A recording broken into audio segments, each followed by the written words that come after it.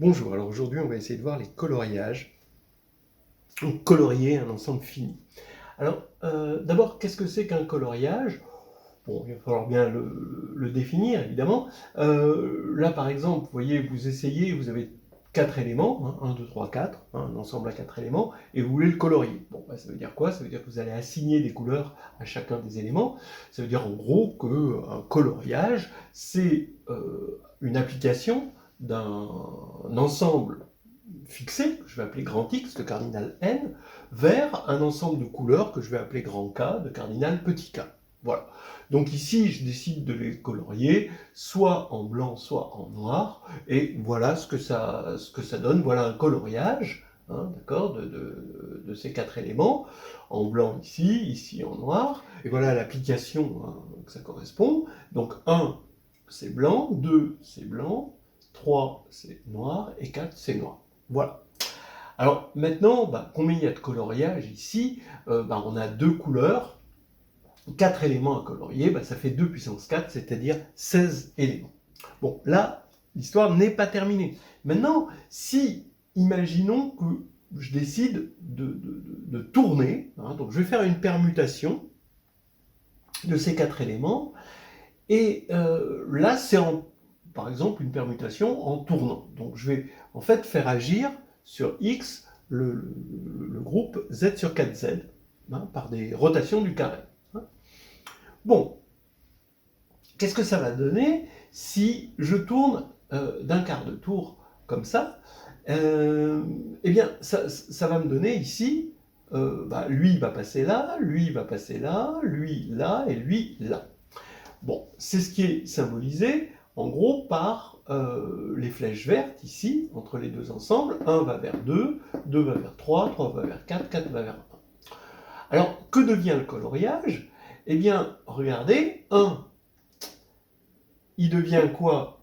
Il devient ce qu'était 4, c'est-à-dire noir. C'est-à-dire 1, je vais regarder l'image réciproque ici de 1 par ma transformation, et je vais regarder quelle est l'image de l'image réciproque de 1. Et c'est noir. Donc ici, ça va aller vers noir. 2, je vais regarder d'où il vient. Il vient de 1, donc blanc, ici. 3 venait de 2, et donc blanc. Donc j'assigne blanc comme couleur.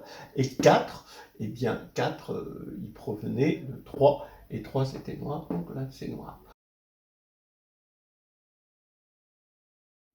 On va résumer avec des termes plus mathématiques. On a un groupe G qui agit sur X. Ici, c'est Z sur 4Z qui agit sur mon ensemble à 4 éléments. Ici, d'accord. Et l'ensemble des coloriages C, ça va être les fonctions de X dans l'ensemble des couleurs K. D'accord. Ici, ces fonctions-là, ces applications. Du coup, G agit sur C. Comment? Eh bien, petit g dans grand G, f dans C, donc ça c'est une fonction, c'est un coloriage, x dans grand X, l'élément ici, eh bien, je vais avoir mon nouveau coloriage, c'est g.f, que je vais appeler g.f, qui a x associe f de g-1 de x. C'est exactement ce que j'ai défini ici. Hein, donc là, c'est f, et là, c'est g.f. Et ça, c'est mon petit g. Voilà. Alors, je vais regarder les coloriages modulo G, c'est-à-dire, je vais assimiler ce coloriage-là et celui-ci, puisqu'il peut être obtenu par transformation d'un élément de G.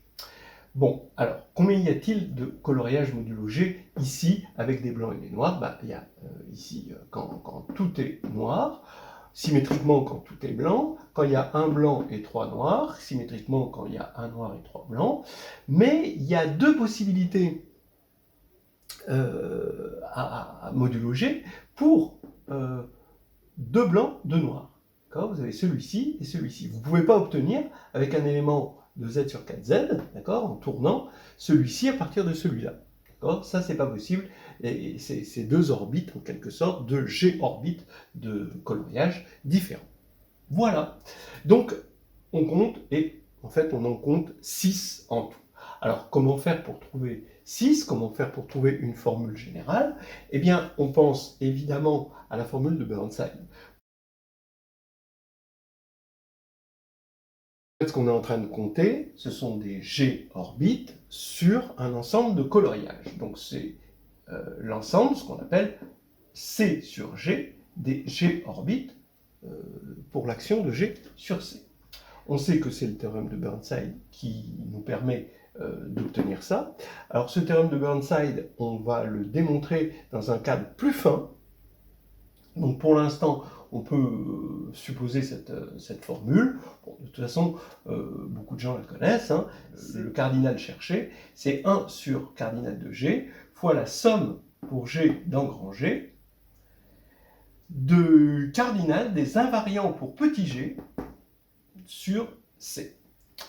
Alors, cette formule, elle est bien sûr, elle nous permet d'avoir espoir hein, de calculer ça en général, mais le problème, c'est qu'elle nous relie ce cardinal cherché à quelque chose d'un peu compliqué. C'est-à-dire qu'au départ, qu'est-ce qu'on a? On a une action de G sur grand X, et l'action de G sur grand C est plus compliquée à comprendre.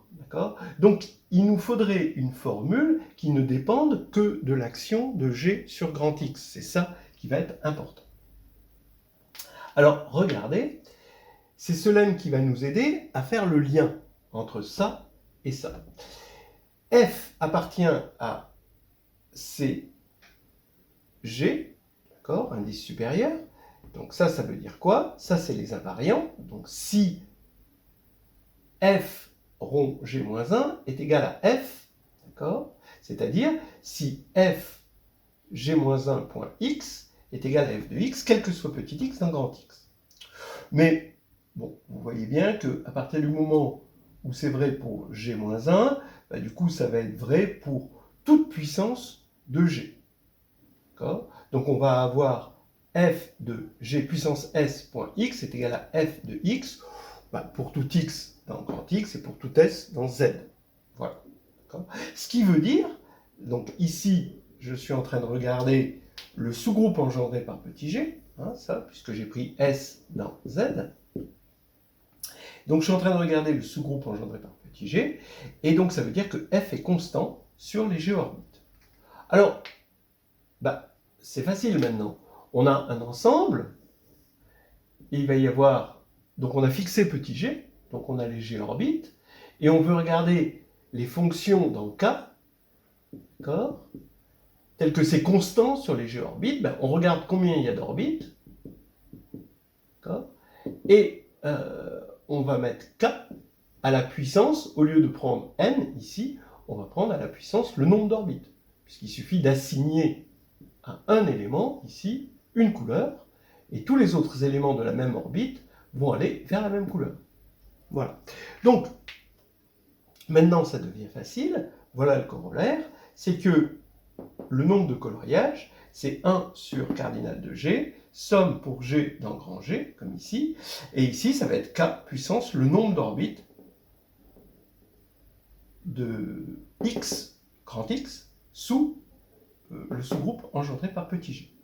Voilà, on va maintenant, ça y est, hein, on a la formule, puisque c'est la formule désirée. Celle-ci, elle est bien, mais elle est quand même loin de ce qu'on est capable de calculer facilement. Alors que là, c'est beaucoup plus facile. Voilà.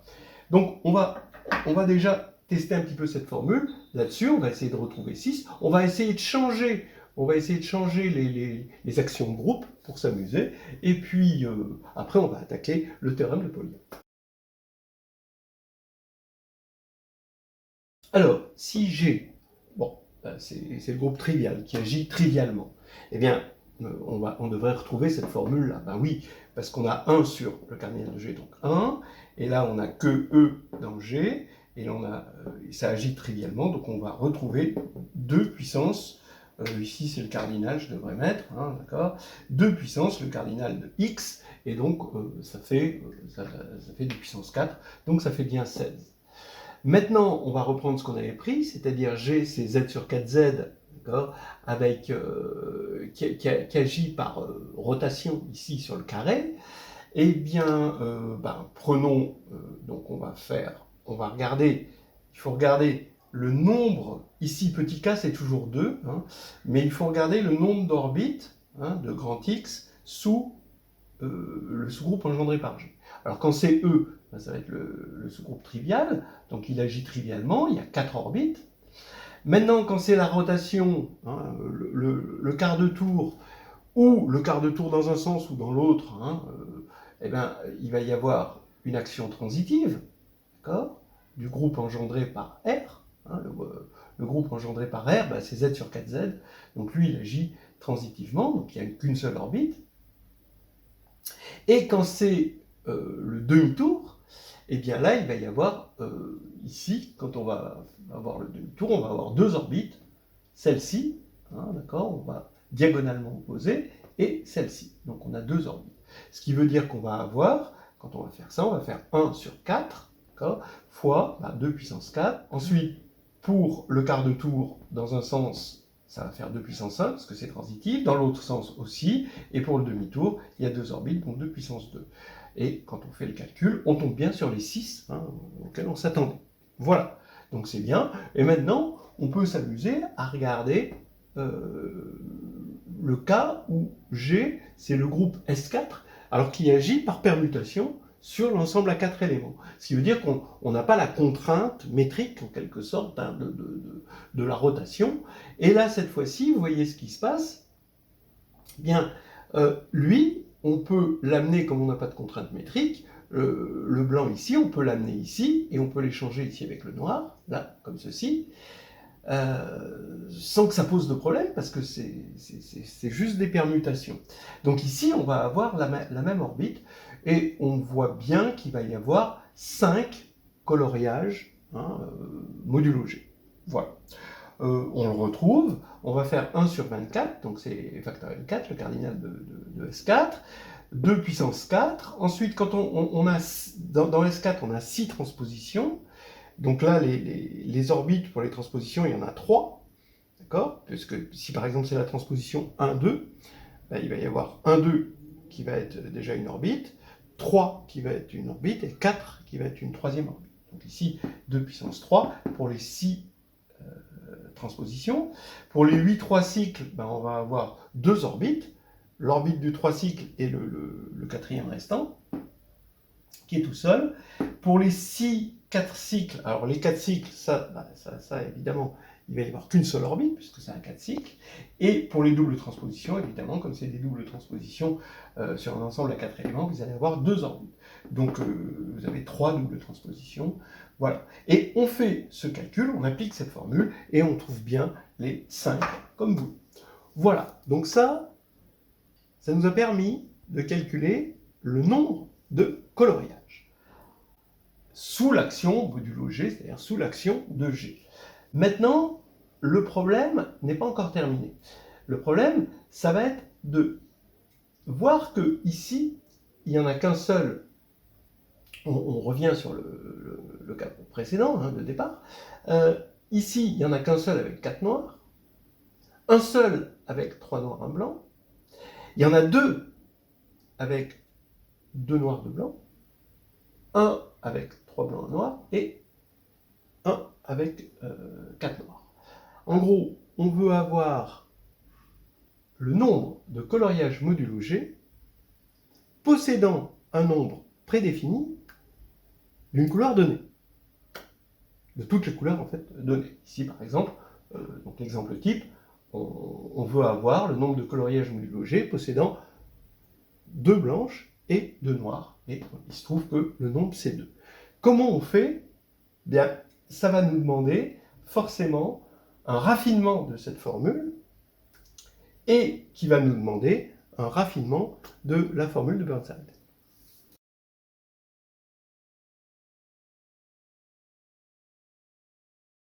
Alors ce raffinement, on va le faire en remplaçant des nombres par des polynômes.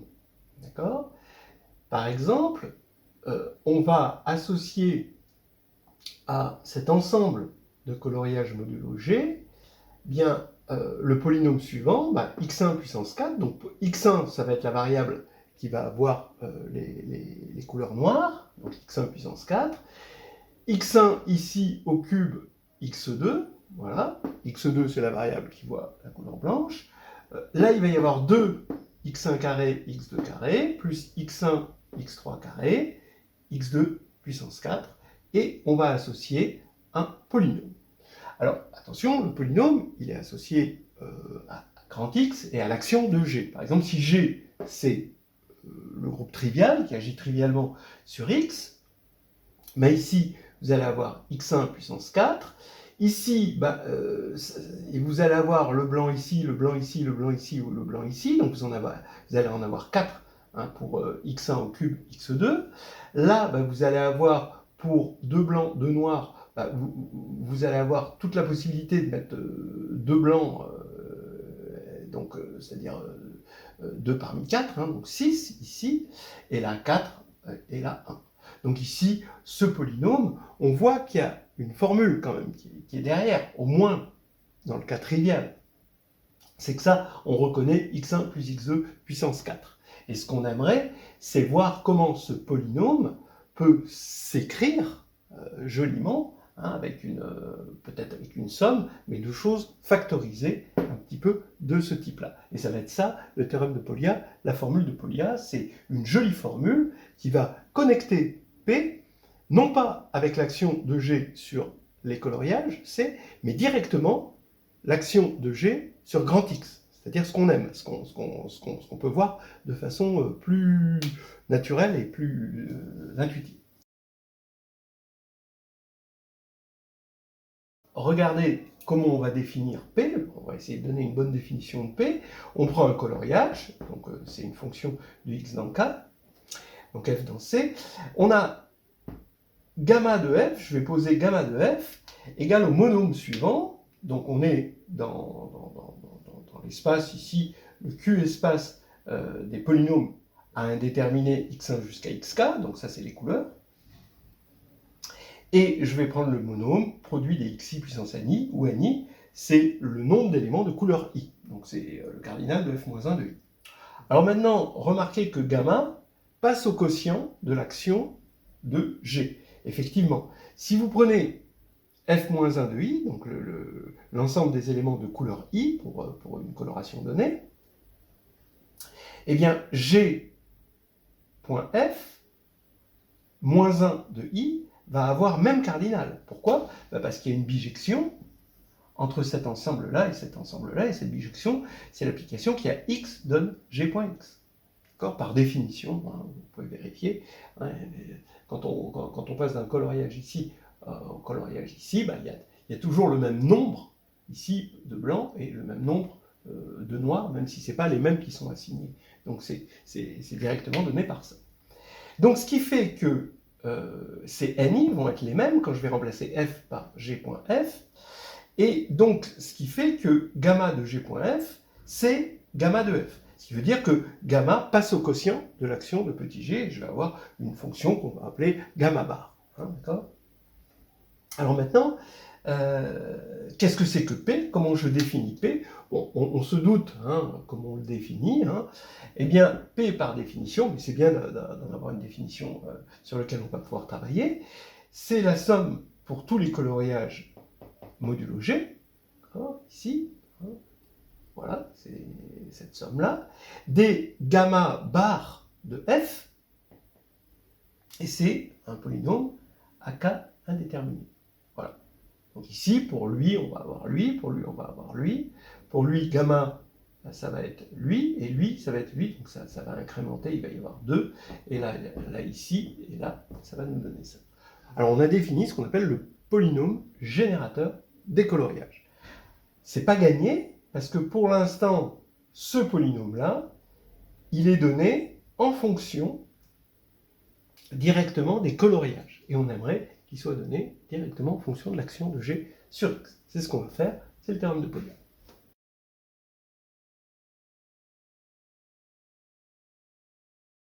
Alors, donc, on a défini le polynôme générateur de coloriage. Voilà. Donc c'est P, on l'a défini comme ceci. On l'a déjà calculé dans des petits cas particuliers. Maintenant, on va définir le polynôme indicateur de cycle. Lui, c'est quelque chose, ce polynôme, on va pouvoir l'obtenir à partir de l'observation directe de l'action de G sur grand X. Q, alors déjà, les indéterminés, ça va être des YJ, et J va aller de 1 à N, où N, c'est le cardinal de X. Hein. Alors Q, c'est la moyenne des Q indice petit g, quand G parcourt grand G, et Q indice petit g, c'est juste les monômes, le produit pour J égale 1 à N, de YJ puissance MJ de G, où MJ de G, c'est le nombre d'orbites de longueur J pour l'action de petit g, du groupe engendré, du sous-groupe de grand G engendré par petit g. Voilà. D'accord ? Et en fait, ça, vous voyez bien que là, maintenant, alors donc quand je dis G orbite, évidemment, c'est sur grand X, hein, l'action sur grand X, et donc vous voyez que Q, lui, dépend juste de l'observation de l'action de grand G sur grand X, et non pas sur C. Voilà, le théorème de Polya fait le lien. Le théorème de Polya, c'est de dire simplement que P, c'est Q de P1 jusqu'à Pn, où les PJ, c'est les sommes de Newton en les xi. Donc c'est la jm somme de Newton que vous pouvez voir ici, hein, en les xi, i de 1 à k. Hein. Donc on avait vu que c'était un polynôme symétrique, on se doute bien que c'est un polynôme symétrique, bon, il y a des bonnes raisons à ça. Du coup, comme on est sur Q, hein, sur le coordonné rationnel, on sait que tout va s'écrire en fonction des sommes de Newton, et bien voilà, on a exactement le polynôme Q tel que Q des PJ est égal à grand P.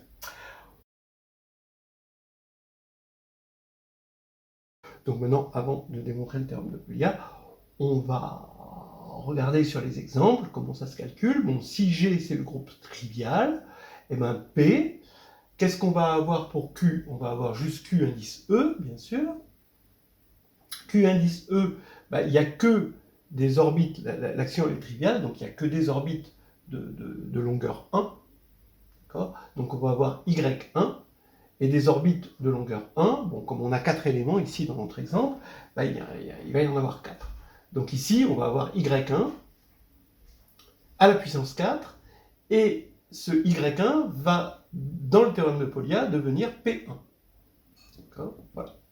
Là, ici, ça veut dire qu'on a substitué, ici, hein, on avait Y1 jusqu'à Yn, c'était ça les variables, et on a substitué PJ à YJ. Voilà, donc ici on va avoir P1 puissance 4, et donc P1 c'est x1 plus x2, bien sûr, c'est la première somme de Newton, en deux variables, puissance 4, donc c'est ce qu'on avait trouvé dès le départ. Dans notre exemple non trivial, G égale Z sur 4Z, donc qu'est-ce qu'on va avoir? On va avoir un K ici, maintenant Q indice E, pour la même raison, on va avoir Y1 plus Y2 puissance 4, ensuite on va regarder les deux rotations, donc c'est pour ça que j'en ai mis deux ici. Donc il y a une rotation d'un quart de tour dans un sens et dans l'autre sens. Bon, qu'est-ce qu'on va avoir? Ces rotations, elles vont engendrer un groupe qui agit transitivement sur 1, 2, 3, 4. Donc il va y avoir qu'une seule orbite de longueur 4. Donc une seule orbite ici et de longueur 4. Donc ici on va avoir le 1. Et ici, on va avoir Y4, et au moment de la substitution, ça va devenir P4, donc X14 plus X24. Voilà. Et j'ai mis 2, parce que je l'ai fait pour R et R puissance moins 1. J'ai tout fait en même temps. Hein. Et puis maintenant, je regarde le demi-tour. Et le demi-tour, on a dit qu'on avait deux orbites de longueur 2, et donc on va avoir Y2 au carré, et au moment de la substitution, ça va faire X1 carré plus X2 carré, le tout carré. Voilà. Maintenant, vous développez ça, et vous allez obtenir le polynôme qu'on avait vu, c'est-à-dire là, vraiment, on peut vraiment obtenir tout, de façon mécanique, de façon calculatoire. On obtient ici les deux, par exemple, coloriages à modulo G, possédant deux noirs et deux blancs. Voilà. Remarquez que ça ne nous empêche pas d'avoir l'ancienne version, c'est-à-dire que cette nouvelle version, quand on va spécialiser x1 et x2 en 1, évaluer si vous voulez, x1 et x2 en 1, eh bien, on va retrouver le nombre de coloriages modulo G. D'accord? Vous prenez 1 ici. Là, vous avez 1, plus 1, plus 2, plus 1, plus 1. Vous retrouvez vos 6 coloriages. Mais ça, on va dire que c'est une déformation de 6, d'accord? Dans le sens que le 6 est une évaluation, en gros, de ça. Et en fait, ce qu'on est en train de chercher avec le polynôme générateur de coloriage, c'est une déformation, la bonne déformation du nombre de coloriages ou du logis. Voilà, vous parliez, j'en suis fort aise, et bien démontrez maintenant.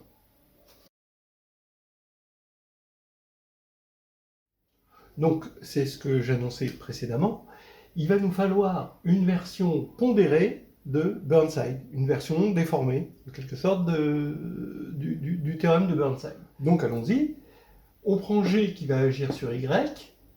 On va prendre phi. Alors, cette fois-ci, ça va être une application de Y dans E, où E, c'est un Q espace vectoriel. Voilà, c'est la nouveauté. Et on suppose que phi est G invariante, c'est-à-dire que phi de G.Y, c'est phi de Y, quel que soit G et quel que soit Y. Et donc phi passe au quotient, hein, et donc on va avoir la chose suivante, que la somme sur les orbites de Y sous G, sous l'action de G, de phi bar de Y bar, c'est égal à la moyenne, ici, sur G, des sommes pour Y G invariant de phi de Y. En quoi c'est un Burnside pondéré? Eh bien, encore une fois, quand on va regarder le polynôme, juste le polynôme constant égal à 1, c'est-à-dire que phi à tout Y ici, je lui assigne 1, d'accord? Qu'est-ce que je vais avoir ici? Ben, ici, j'aurai toujours des... Bon, alors bien sûr, c'est G équivariant, puisque c'est constant. Alors, maintenant, ici, j'aurai des 1 partout, donc je vais bien avoir le cardinal de Y sous G, d'accord? Le nombre d'orbites.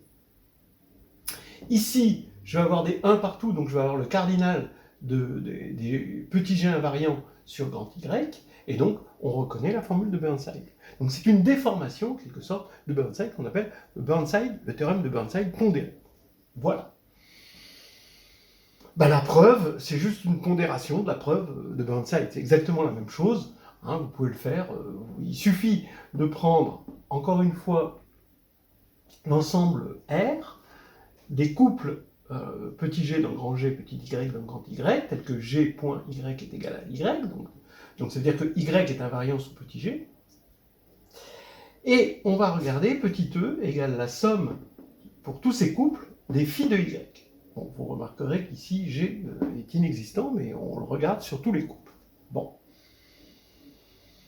Qu'est-ce que ça nous donne? Bah, en fait, si vous voulez, encore une fois, si phi c'est juste la constante égale à 1, bah, ici c'est le cardinal, E c'est le cardinal de R. Donc c'est bien la preuve de Burnside pour ceux qui la connaissent. On va calculer de deux manières petit e, qui est un élément de grand E. D'une manière, eh ben, on va fixer petit g dans grand G, ce qui fait que Y va parcourir les petits g invariants. D'accord? Et maintenant, d'une autre manière, on va fixer petit y dans grand Y, ce qui va dire que G est dans le stabilisateur de petit y. Et on va dire que bah, c'est la même chose. C'est une espèce de Fubini discret, un Fubini trivial. Hein. Bien, alors, là, on laisse tel que c'est. En fait, ça va être cette partie-là, hein, l'égalité. Et là, alors comme on a fixé petit y dans grand Y, ici, j'ai phi de y fois, forcément, le cardinal du stabilisateur, Gy. Maintenant, comme phi est G invariante, eh bien ici, je vais passer, ça va être constant sur les orbites, donc je regarde non pas y, mais juste son orbite, et je vais avoir phi de y, mais multiplié par le cardinal de l'orbite. Mais le cardinal de l'orbite fois le cardinal du stabilisateur de y, bah forcément, c'est le cardinal de G. Donc ça, je peux le sortir à l'extérieur, ce qui fait que cette somme-là, que je reconnais ici quand j'ai sorti cardinal de G, c'est 1 sur cardinal de G fois ça. Voilà. Donc, voilà le Burnside pondéré. Bon, c'était assez indolore, hein, quand même, pour bien reconnaître. Et maintenant, on va arriver, on est très proche de la preuve du théorème de Polya. Alors, qu'est-ce qu'il va falloir faire? Il va falloir prendre pour y, là-dedans, l'ensemble des coloriages. C'est E, ça va être l'espace vectoriel des polynômes. Vous voyez, il fallait bien que ce soit un espace vectoriel pour que je puisse faire des sommes et puis que je puisse diviser par G. Donc, il fallait bien que ce soit un Q espace vectoriel. Hein. Vous en êtes convaincu. Bien, alors, E, là, ça va être les polynômes, les xi, i de 1 à k, sur Q. Bon. Et phi, ça va être notre fonction petit gamma, qui définissait le polynôme générateur de coloriage. Bien, donc vous avez ça c'est la définition. Maintenant, avec ça, vous appliquez le théorème de Burnside pondéré. Donc c'est 1 sur cardinal de G fois cette somme-là, qui nous ramène maintenant au petit g invariant de C. D'accord ? Donc on est encore en train de travailler sur ce qu'on n'aime pas, c'est-à-dire les coloriages, alors qu'on voudrait travailler sur X. Donc il est temps, là maintenant, de basculer sur X. Et maintenant, regardez, on va regarder grand X, on va regarder ces orbites que j'appelle X avec un exposant supérieur XS, bon, pour ne pas confondre avec les indices, ça c'est les indéterminés. Donc ça, c'est la décomposition de grand X en orbite sous petit g, donc je fixe un petit g. Bon, vous voyez qu'il suffit maintenant de démontrer que ça, c'est le QG, ici, hein, pour démontrer le théorème de Polya, mais appliqué au PI. Hein, PN. Voilà. Alors, donc, on va prendre X, on le décompose en G orbite, donc on fixe petit g. Je définis T comme le nombre de G orbites. Donc maintenant, je vais fixer un représentant XS pour chaque orbite et définir un petit g invariant, un coloriage petit g invariant, ça revient à définir une couleur pour chaque représentant. Puisque la couleur, comme c'est g invariant, petit g invariant, la couleur ne dépend pas de l'élément choisi dans la petit g orbite. Voilà. Donc ici, je vais avoir une bijection entre CG et les couleurs que j'aurais choisies pour mon XS. Donc maintenant, ça y est, c'est là où je fais ma bascule, c'est que j'ai une bijection ici avec K puissance T. Donc là, ça y est, on a basculé, la preuve va bientôt converger. Alors maintenant, donc je me contente de montrer que ça, c'est égal à ça. Hein. Il suffit de démontrer ça si on veut démontrer le théorème de Polya. Hein. Donc je regarde juste ça, j'ai fixé tout ce qui est là. Maintenant, cette somme, je remplace CG par KT, hein, ici. Donc je prends la somme sur toutes les possibilités de couleurs, des T couleurs qu'on peut choisir pour les orbites. Voilà, on est attention, hein, K c'est des couleurs, hein, c'est pas un corps. Hein. Alors il faut se rappeler ce que c'est gamma F, hein, c'est je prends X indice J, où J c'est une couleur, et c'est le nombre de fois que la couleur apparaît ici. Hein. Forcément, on va avoir X indice KS, ça va être la couleur KS, et NS, où NS c'est le cardinal de XS. C'est-à-dire qu'on a assigné à XS une certaine couleur K indice S. C'est ça gamma 2. Hein. Forcément, ça c'était la définition, il faut s'en rappeler. Bien, alors quand on voit les choses comme ceci, on a une somme de produits, la distributivité c'est que c'est le produit d'une somme. Donc c'est le produit de S égale 1 à T. Alors ce serait peut-être plus facile de le voir de là à là que de là à là. C'est le produit de S égale 1 à T de la somme des xi, i de 1 à k, des n puissance S. Je vous laisse vous en convaincre, hein, c'est juste un petit peu de calcul formel. Et là, on reconnaît la somme de Newton, PNS. Donc c'est ce produit-là. Alors donc, au lieu de mettre n indice S, je vais dire que je vais partir je vais poser ns égale j, donc c'est pj ici, et pj va arriver avec la multiplicité du nombre d'orbites sous petit g de cardinal j, voilà, qu'on a appelé mj de g. Donc là, vraiment, hein, on reconnaît ici, dans ce produit, ce qu'on appelle Q indice G de de P1 jusqu'à Pn. Parce que si ici j'avais YJ, ce serait exactement QG. Voilà, hein, c'est terminé. On a montré ce qu'on voulait, on a démontré le théorème de Polya. C'était pas facile, et vous pouvez le retrouver dans le chapitre 5 hein, de H2G2, hein, donc histoire pas nouvelle, hein, histoire hédoniste de groupe et géométrie de 2015, le tome 2. Et pour